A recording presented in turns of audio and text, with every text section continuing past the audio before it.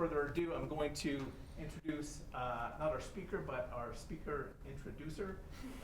Kim Kraft is the chair of the Marketing, Economics, and Analytics Department here at SUU, and please welcome Kim.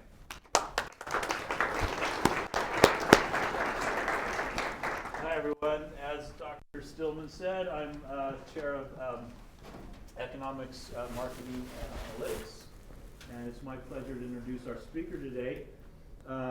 Kurt Wankier is the CEO of two companies, NeoNBRAND and Work in Progress. He's the owner of one company, Envision Management and Marketing, and he's president of a fourth company, Cometrics, a startup software company for ophthalmology. He specializes in management and marketing consulting, business consulting and strategic management, operations and finance consulting. Pretty broad spectrum of stuff. He graduated from SUU with a degree in finance about, I'm going to guess, 2005. 2002. December of 2002, Okay, yeah. I missed it by about 3 years. And he recently accepted a position with us. We're starting a new program next year in professional sales, and Kurt's going to be the director of that program. So we're excited. I'm excited to work with him, and we're excited to get that program going. So without anything else, Kurt Wankier. Thank you. Thank you, Dr. Kraft. We good on audio? All right. Dr. Kraft had a profound impact on me in my time here, as did many of the other professors that are still here. It's an honor and a privilege to be selected to join the faculty, and I'm looking forward to that, and hopefully get to spend some time with each of you in that process. There's something that my BS in finance taught me above all else. It's really important that you know this before we have any more conversation. And that is, if you have a spreadsheet that's big enough, with enough formulas and enough complex ways of forming it, you can solve any business problem. And then I got a job. And I found out that that's not exactly true. And then I started my entrepreneurial path, and then I found out that there is no way to calculate all the things that might come your way. Last year, in 2020, everybody experienced some things with COVID. I live in Las Vegas. My companies are in Las Vegas. And one of my companies taught me things about business and entrepreneurship that I could have never learned in the classroom. At the time, I wasn't really grateful for the lessons. I wish I would have been able to forego those lessons. Now that I'm through that, I feel like I understand how to be an entrepreneur finally. So I've been at it for a while now. I'll explain that in just a minute as we go along. My first business started when I was about 8 years old. I always liked money. I like to have some saved. I like to have some in my pocket. I like to convert some into donuts. I like to convert some into baseball cards or football cards or whatever was trading at the time. And I just always kind of liked that. But I grew up with parents that didn't have a lot of money. My dad was a public educator. My parents were some of the most generous people in the world, for which I am grateful for that education and lesson in my life. They also happened to be really, really bad at managing money. And by that I mean, my dad would always take whatever money was left in the checking account and he would donate it to students. But not his children's students, but the other students. And he figured we were tough enough to figure it out. And it turns out that we were. And so I learned from an early age that if I wanted things, I had to have cash in my pocket. I also learned that that wasn't going to come from an allowance. So I figured out that there was a few widows in the neighborhood who couldn't mow their lawn. And about this time, I might have weighed, I don't know, 50 pounds, and the lawnmower might have weighed 40. It took me to my freshman year of high school, May in my freshman year of high school, to break 100 pounds on the scale. It was really great for my wrestling career, not so great for my football career. But I would take my dad's mower, and he let me have his mower, and he paid for the gas, and I would push my lawnmower around my neighborhood, and I picked up just enough lawns that I could have all the spending money I needed. And I started to save some money. One of the proudest days of my entire life, to this day still, is when I opened my first checking account at, I can't remember the name of the bank now. First Security Bank, I think, was the name of the bank. So I learned in that moment that if I knocked on doors, I didn't really know this then, I know it now. If I knocked on doors, if I opened myself up to challenges and opportunities, and then I asked for money, people would actually give it to me. So that was really a cool start for me. Later on, I had some entrepreneurial apprenticeships, some here at school and some after school. I started with an idea here of coming and getting my education and going into political science. My grandpa's from here, my mom's from here. My grandpa was a state senator for more years than I know, and he kind of inspired this spirit of service and giving back to the community, giving back to the country through service. He was a World War II veteran, and he committed his life in that way. And so I was kind of inspired. I thought, I'm going to come to school, and I'm going to try something different. I can always make money doing other things. So I'm going to try political science. I went to my first political science class, and I could not get into the business courses fast enough. I realized political science is not for me, business is for me. And so I pursued a degree, and my brother was in the accounting program at the time, and finance for me was the most thrilling and exciting opportunity that I could see, because I figured it was going to teach me all the things that I didn't learn growing up about money. Turns out it taught me that, and I'm grateful for that. Right out of school, I worked for Fitch Ibka as an analyst in San Francisco. That was one of the most strange and interesting experiences in my entire life, working with investment bankers and rating credit issues and having my name on a document that was put in front of the street in Manhattan was a cool experience for me.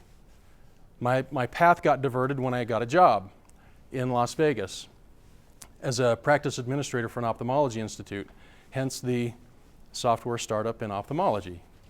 I think there's a need there, and there's an opportunity that we're working on right now. I ran that practice for several years before I was hired as a consultant for a multinational medical device manufacturer that creates lasers that fix people's eyes so that they can see good. You've heard of LASIK before. So I was a consultant, and I had a territory out here in the West where I would go into practices and I would consult them on how to implement the things that we did at the practice I was at to have success and to grow. To this day, I still do that. It's been really fun to work with a client in Oklahoma City. They're on track to produce $30 million new dollars that they wouldn't have gotten otherwise in the next 4 years because of their willingness to transition and incorporate sales and marketing and business activity into their medical practice. So that's a lot of fun. And so to present, I still do those things, and I later added a marketing company. I started with Envision, added NeoNBRAND, and then Work in Progress is our co-working. That's the one where I learned really, really hard lessons last year about what it really means to be an entrepreneur and face failure. We spent 9 months last year deciding on any given day whether we were going to file bankruptcy in the federal court or negotiate with our landlord. Turns out when you have a co-working space, if you don't have a building, it's just not a very good business model.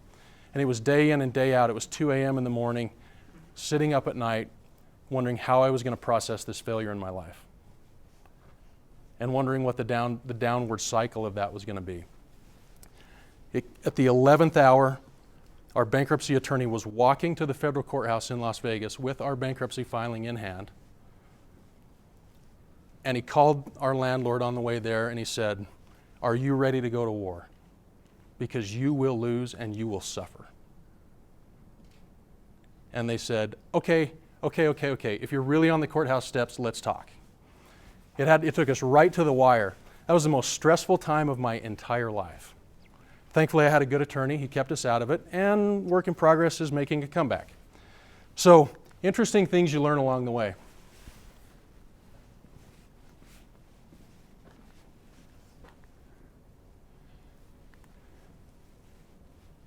Little Vince Lombardi quote here. I love his statement that he's never met a man worth his salt that didn't love the grind, the discipline. My job today in the next 20, 25 minutes is inspire you all to become entrepreneurs. To give you the drive, the ambition, the inspiration to go try it and to go for your dreams.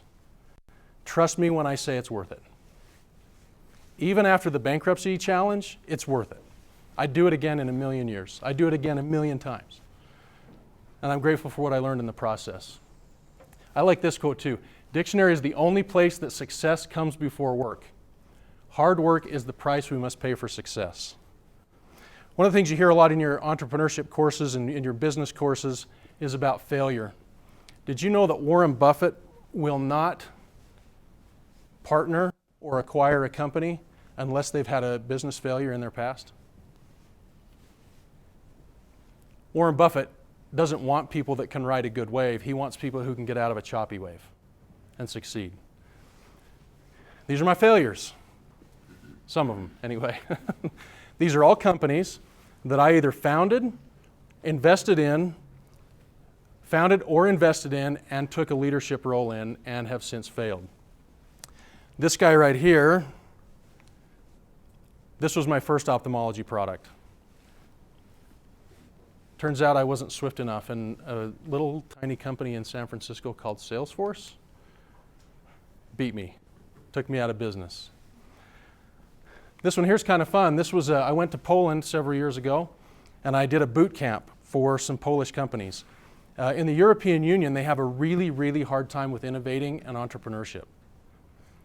At the time I was over there, there was $600 billion in the European Union investment funds specifically earmarked for entrepreneurships and startups that nobody ever got money for. The way that they handle money, the way that their government handles money, repressed innovation and effort and trying so much that they had all of these brilliant companies with brilliant ideas, but they couldn't execute because they couldn't get money. And because the system of government made it so that it was hard to do that, if not impossible, this company came across from Poland and decided to give it a try. We took a financial interest in them and a leadership position, and it turns out that in the middle of COVID, when people don't work building the parts that you need, your business can't succeed. So Spino failed. My field trip, that's a SaaS product that was set for really good things. Again, COVID killed it. It's dead as a doornail. Preserver Mission was really, really great until the president of the church said, you know what, we're going to let missionaries call home every week instead of writing emails that we can convert into books. It was a really great business for a really short period of time. So what's the lesson? The lesson is that failure is not a reason to quit. And failure is not a reason to start. Failure is encouragement to try again. Failure is a reason to get up off the couch, to get out of the textbook and try your dream. Because if you haven't failed, you're not worthy of Warren Buffett. And it'd be cool if we were all worthy of Warren Buffett, right? So there's some failures. I like sharing those because I learned a lot. Oh, that's Go Me. That was a fitness program. Turns out Strava just continued to beat us to death on that one. We tried. So here's a few things that we're working on right now. Cbd Direct Club. It's a holistic medicine company that has non-THC CBD products for humans and pets. The idea is that they will be the Costco of CBD. We have an interest in that one. Portfolio Coach is a finance tool for people like you and me that aren't registered investment advisors who might want to take financing in their own hands to start with until they have enough wealth that they need an RIA. And then Cometrics is a tool for ophthalmologists and optometrists to share patient care and patient management. So despite my failures, I just keep trying. And I love it, and I'm grateful for it. So if you're worried, if you have the $1 million idea and you don't know where to start, just start. And you have all kinds of tools and resources here at the university to help you understand what starting looks like. But give it a go. Never let failure keep you from success. It's a building block, it's a stepping stool, it's reps that make you stronger. a little far away from that still. Okay, let's talk for a minute about a few things that I think are going to be critical for your entrepreneurial journey. Here are 5 critical factors that I found in my life that I think that you will find in every entrepreneurial journey. In fact, in every successful venture in life, business, government, whatever, I think these apply, but especially in entrepreneurial journey. Mentors. My first mentor that I can think of was a guy who had no education, no business being in business, but he could really ride motorcycles. And he could look anyone in the eye and separate them from $5,000 for a motorcycle. It didn't matter who it was, that guy could separate people from their money. His formula was simple: honesty, directness, and customer service. So it turned out that this motorcycle racer ended up running a sporting goods store, and as a teenager I got to work for him, and he understood the principle of incentives. And one day he offered me $50 to sell a motorcycle to someone that no one else could sell one to.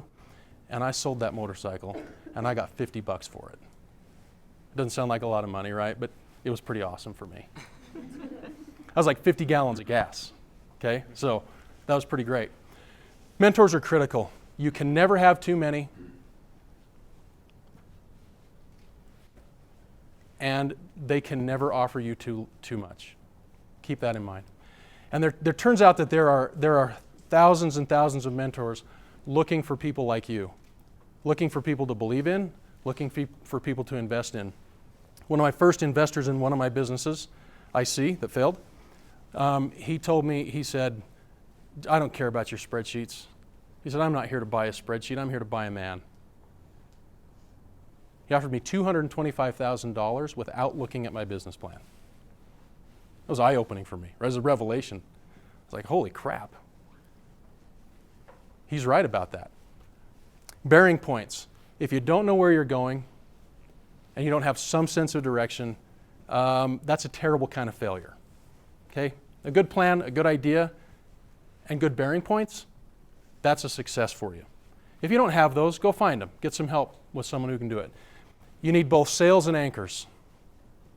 I'll talk about that in a minute. And the last thing is you need good contacts. Perhaps the most valuable thing I have in my business and entrepreneurial journey is a list of really awesome contacts. People who I can call for whatever reason, anytime, day or night, who will talk to me, help me, guide me, people that I can connect other people to help benefit their life. So contacts are critical. Let's talk about mentors. I told you about Kevin. He was my boss at Delta Sports Center. I grew up in Little Delta, Utah, if you can believe that. What Kevin, I don't know if Kevin knew this at the time, but he taught me that integrity and honesty in every transaction was the foundation of every good business deal. He also gave me chances to fail. I think I'd been on the job 3 days. I got on a motorcycle to take it into the shop that I'd never ridden. It had a really sticky clutch. I put it in gear, I opened the clutch, it wouldn't go. I was on the throttle, and I relaxed for just a minute, and the transmission caught, and the motorcycle went that way, and I went that way, and I put about $500 of new damage on a brand new motorcycle. Got the motorcycle up, rode it into the shop. He was standing there waiting for me, and I thought, this is it. It's the end of the road. Guess what he taught me? Failures can be overcome through hard work and discipline. He smiled, he laughed, he patted me on the back and said, that's just money. We'll sell it. Don't worry about it. Awesome lesson there. I've had other mentors along the way. One of my most profoundly influential mentors was the president of Clark County Credit Union for years. Immensely successful financially. He will never get to the bottom of his money, ever. And he takes an interest in an idiot like me. I just love that about good mentors. So find those mentors in your life. If you haven't identified them, find them now. Thank them for being your mentor and allow them to bless your life. Because believe me, a mentor never, ever, ever runs out of giving. That's the powerful thing about a good mentor. in your entrepreneurial journey, you're going to need them. You're going to need one that's good at money. You're going to need one that's good at sales. You're going to need to have one that's good at planning. When you have the resources and ability to do it, a good personal coach, whether that's a psychotherapist or a business coach or something like that, those are people who can change your entrepreneurial path. They can make millionaires out of people who would have failed. So there's a lot of good resources out there that you need to avail yourself of. Bearing points. Here's what I learned. I'm going to come back to work in progress as near failure. Before work in progress as near failure, we had put together a business plan to expand by 300% in 18 months. We went from a 300% expansion plan to wondering how to stay out of the federal courts overnight. What's interesting now is now that we're in the middle of a recovery, I'm starting to think about how to grow that business again. I'm starting to think about how do I accelerate the growth of that business so that I can sell it? Which oftentimes in entrepreneurial journey is a really good idea. Exit plans, exit strategies are brilliant. They should be a part of every plan. So make sure you always have your bearing points because you never know when you're going to circle back to them. And if you're not staring at them, you don't know when you're going to lose them. Lastly, sails and anchors. Every business is going to face some storms. Sometimes we're in a storm, you got to open up the sail and you got to fly. Sometimes you got to set the anchor down and you got to hunker down. Those are lessons that I learned the hard way because I'm a bit of an aggressive type. I feel like I can grind through anything. Maybe it's my wrestling background, maybe it's my personality, I don't know. But I've always felt like you can just grind through anything. Turns out there's exogenous factors that make that untrue sometimes. So in some cases where I should have just dropped my anchor, I set my sail and I lost a lot of money for me and sometimes for my investors. And there's been a couple of occasions where I set my anchor instead of running my sail and it cost me success. I see as one of those. I had another $250,000 investment in my hands and I made the bad decision that it wasn't the right time to accept it and accelerate growth. Turns out Salesforce got ahead of me. So make sure that when you're operating your ship, your entrepreneurial ship, that you know when to drop anchor and when to set sail. And utilize your mentors when that day comes. And then leverage your contacts. There's a great book I'm reading, by the way, which you should all read, which is called Influence. It's written by a psychologist. Powerful reading. You should all read Atomic Habits, It Takes What It Takes, and Influence. Whether you start a company or not, you should read those 3 books. But if you keep giving, people will give more. So consider that with your contacts.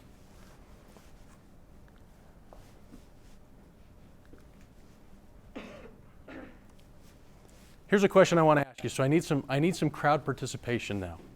How much is enough for you individually? Are we talking about like wealth? It's a great question. Experiences? Great question. How much is enough? Louder. It's never enough. It's never enough. Okay. Good. How much is enough? As much as it takes to make me happy. Okay. Dr. Kraft would tell you that that's not quantifiable, and so we're not going to accept that answer. How much is enough? Like money-wise? Okay, sure. Like probably when I could have a house that I'm like enjoy and able to still pay for like things like what my kids want to do. Okay. So like just a good living amount, but still not like still being home for them and not making it my idol, I guess. Okay. Is that 1 kid, 2 kid, 3 kids, 8 kids, 12 kids? 2 kids. Okay. Because how much is enough when you have kids in the equation is a lot different based on the number, right? Okay. That's an awesome answer, right? So all of your answers are awesome. Yeah. I want to have enough to help whoever I want, whenever I want, with whatever amount I want. I like the foundation of that. I do. I like the foundation. I don't know what the number is. So if you're going to start a business, you would need to know what that number is so that you would know how to set your bearing points to get there, right? We're on the right track. Does anybody have a number for me? Anybody? Go ahead. I think $2 million would be enough for me. 2 million. Okay. Right now, my goal is 25,000, and then after that, I can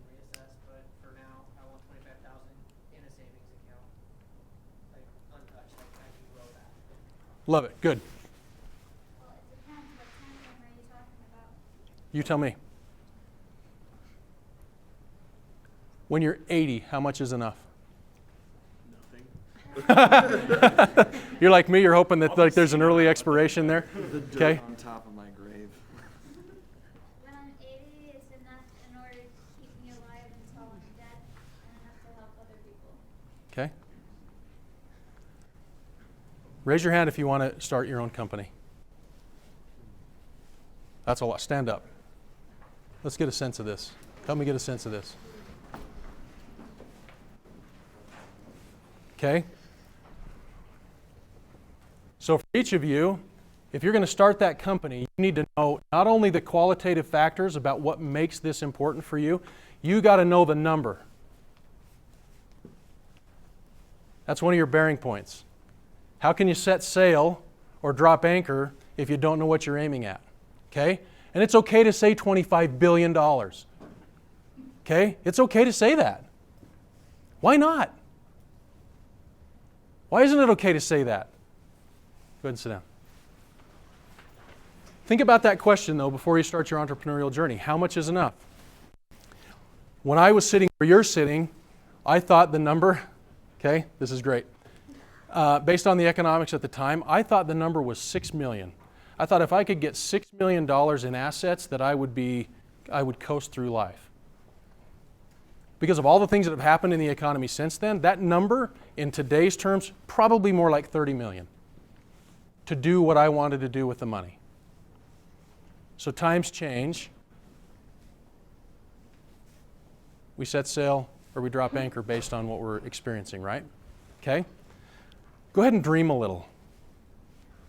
Go ahead and dream a little. And if people aren't telling you that your ideas are silly, then dream more. Entrepreneurs have been told they can't do it for decades, centuries even. And we just continually get told that that's not true over and over and over again. Think about the insurmountable odds that Steve Jobs overcame. Think about the ultimate failure of that guy's life. He lost his own company. He sucked so bad at his company that he lost it and then had to get it back.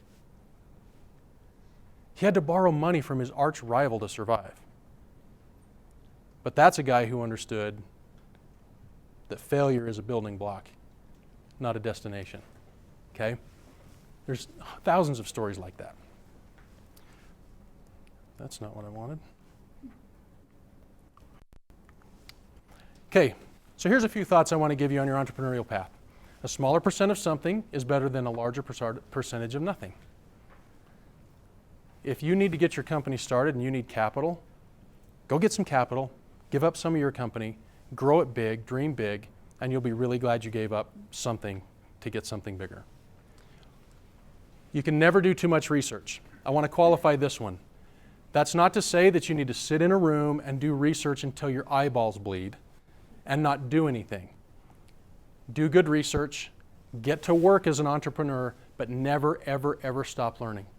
Never, ever, ever, ever stop differentiating. Never stop looking at your competition. Never stop building your future based on the realities of the marketplace, because they just change. I think in March and April of 2020, I must have said 1,000 times, is there really a pause button on the economy?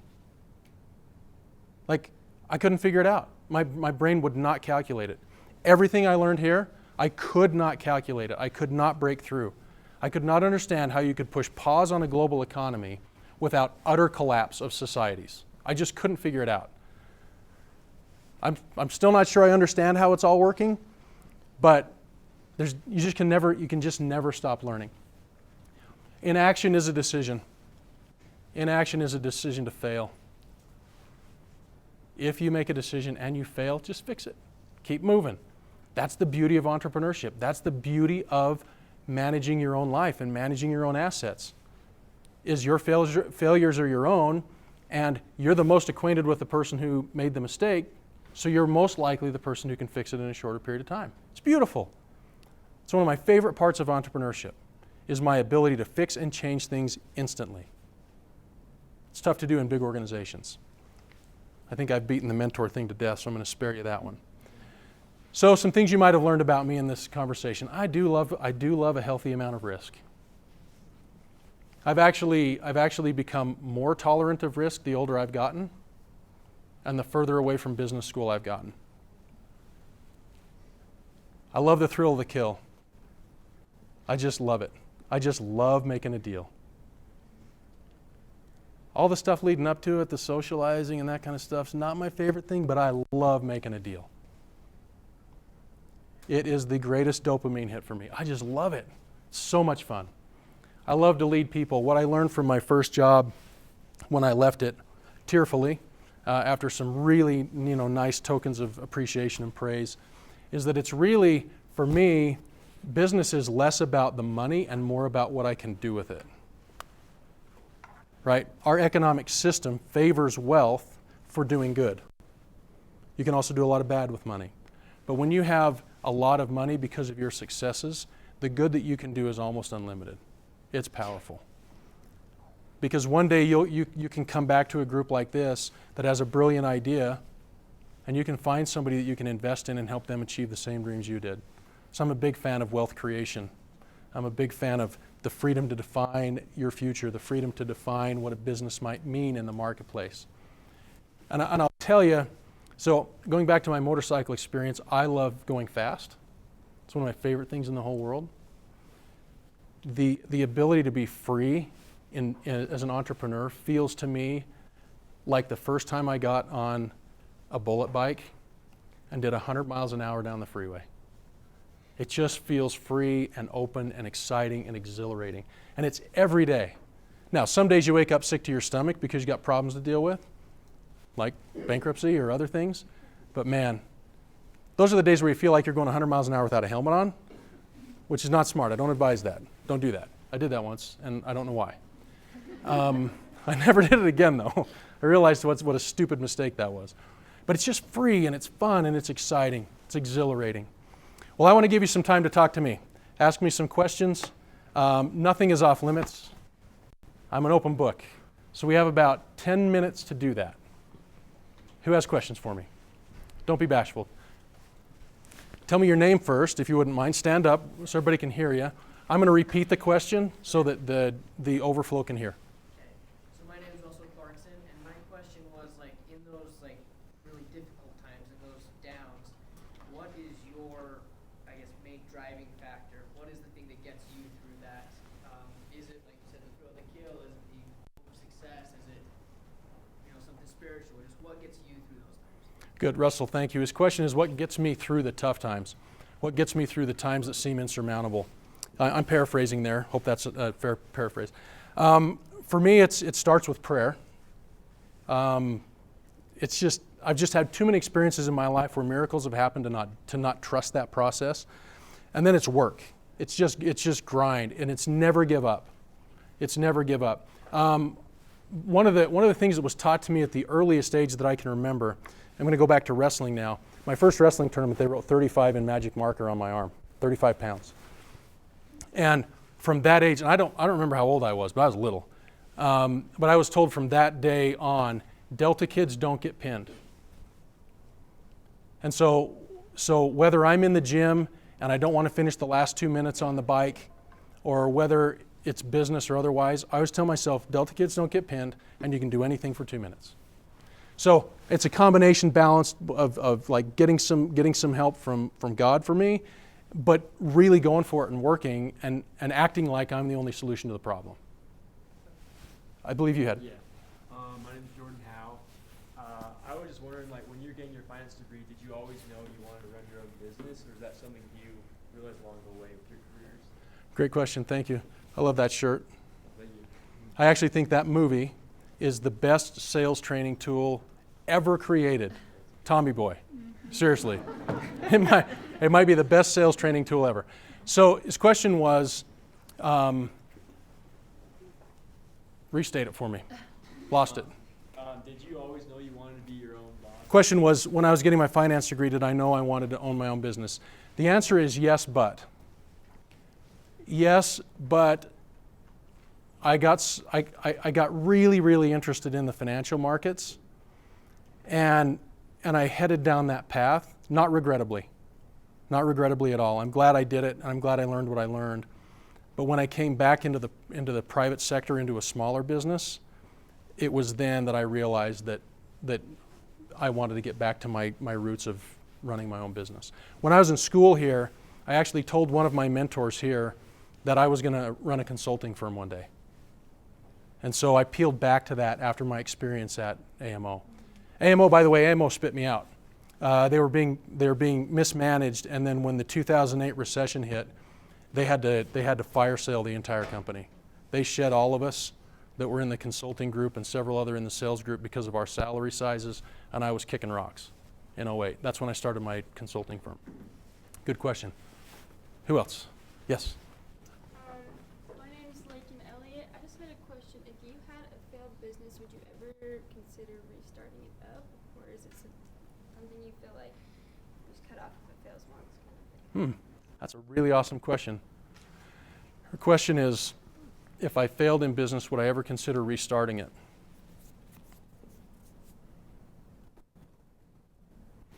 It's for me, because of my personality, it's probably unlikely. For whatever reason, my personality is such that when a chapter of life is closed, I just move to the next chapter, and I don't generally like hang on. I'm not the most nostalgic guy. So probably not. I would probably pivot a different direction, maybe based on the same foundation. Like the software for ophthalmologists and optometrists, that's a pivot from my failure with IC. So I'm not going back there, because Salesforce has already kicked my butt and dragged me through the mud. So I'm not going back there. So, but if you're asking, is it a bad idea to do that? I think it depends on the state of the economy and the research. I was just curious because you said that the ones that failed in COVID were only because of COVID, so didn't know if people would ever want to start those again, I guess. Probably not. Probably not. Yeah, I will probably forever just dismiss that period from my life. I call it my gap year in business. Awesome question. Here, and there. My name is Chandler, and I was wondering, what's your business plan for future? What's your future plans from here on out? Love that question. Full disclosure, it's a little bit murkier now than I'm used to. Starting here at SUU, that's going to be a priority in my life, and helping develop the professional sales program. So that changes a lot about what that side of my life looks like. And there's 3 people in the room that have to help me define that and figure that out. So that's a little murky. But my wife is the granddaughter of an entrepreneur. And so I think there will be business concerns that she's involved with as time goes on too. And she's smart. She has the smarts and the capabilities to sell stuff. She runs circles around me. She'd never tell you that. She doesn't have the confidence to say it, but she does. So give me 6 months and I might have a better answer for that one, okay? Hi, my name is Laurie from Inspired Artist LLC, and I wondered if you could tell us whether you consider yourself an introvert or an extrovert, and what personality traits have been your strengths, and what personality traits have you had to work on as an entrepreneur? Great question. The question is, do I consider myself an introvert or an extrovert? I am a classic introvert. Every time I get up in front of a group like this, my flight response kicks in, and my body literally wants to run. And I speak several times a year at different conferences, and every time before I do, when I'm standing right there, my brain tells my body to run, literally, like my body wants to run. It terrifies me. For a number of reasons I don't have time to explain, I've had to learn how to turn on extroversion. I've had to learn to turn on what it takes to succeed because of circumstances and because of my decisions. Some of the most successful people I know are introverts, but they have a switch that they can flip, and everything that's in here that is comfortable and that is likable can be turned on in a moment and then switched right back off. But definitely an introvert, terrified of groups and public speaking. My name's Lily Wilson, and I was just wondering, as involved in business as you are, how do you manage your time and priorities? I believe it was Kobe Bryant who said, that I don't know exactly how he said it, that balance is a myth or balance is impossible. I don't know any successful people that are balanced. I know really successful people who prioritize. So for me, how I do it is I have a running list of things that need to be done, and then I have an acute list of things that have to be accomplished in a short period of time. And so I just sort of manage that fluidly throughout every single day. So there's certain things that are on my calendar on a weekly basis that are absolutes that I will not compromise. Reviewing my financial statements on a weekly basis, for example, is one of those. I won't compromise with it. I have a personal coaching session with a personal coach twice a month. Will not compromise. And then I have some other, things that I do in my life outside of the work environment that are required for me. The gym every day, every single day. And sometimes my workouts are terrible. They suck, but I go. So for me, it's a matter of prioritization, not necessarily trying to be balanced. And sometimes I prioritize my family above all else.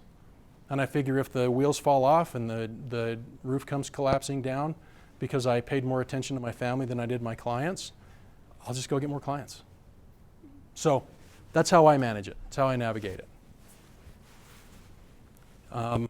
I'm sure that there are some people who know how to be balanced. I don't. I'm personally not very good at that. I tend to be on the extremes. And I try to prioritize those extremes.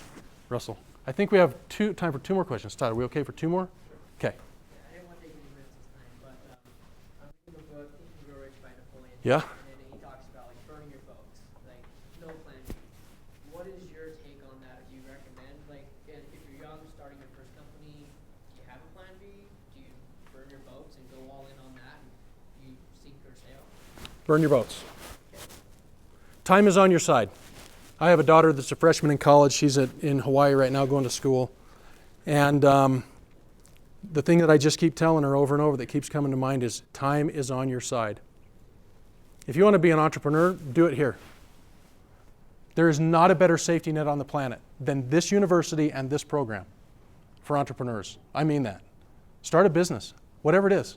Start it, fail, succeed, whatever it is that you do, however that ends up, do it here. Like really, just start your business now and get your failures in early. I was lucky to be in sports. I failed a lot in sports. So failure just kind of came natural to me. And so I was less afraid of it. Hey, don't laugh at me. I was actually pretty successful. No. But the failures, I learned, I don't remember the wins. I remember the losses, and that taught me. So fail, get after it. My name is Clancy Christensen. You talked about knowing whether to set sail or drop your anchor. Yeah. What are some things that you've done or you feel that have helped you know whether to do one or the other? Okay, the question is knowing when to set sail or to drop anchor. If you feel terrified to grow, set your sail and grow. Go get money, like beg, borrow, don't steal. Get investors, go for it. If you're terrified to grow, if you feel like there's more opportunity than you have time for, go figure it out and go. If you aren't clear in your direction, if things are coming your way that you can't control, exogenous factors, externalities, things that you just can't define, just drop anchor for a minute, circle your mentor group, look at your P&Ls, understand what your assets are, look at your balance sheet, what kind of cash do you have on hand, how much can you weather the storm if you lose 10, 20, 30, 40, 50% of your business? Can you break even with those losses if you hold tight for a minute and figure out what's going on and then move? Always be in touch with your financials, always be in touch with your mentors. That's what's helped me, and that's what I would recommend going forward. But especially if you feel like you have opportunity and you're stressed out because you can't handle it, figure it out and grow. That's what the crazy entrepreneurs of this country have done. They just figured it out. Well, I think that's all the time I have. It's been a pleasure. I wish you all the best in your entrepreneurial journey.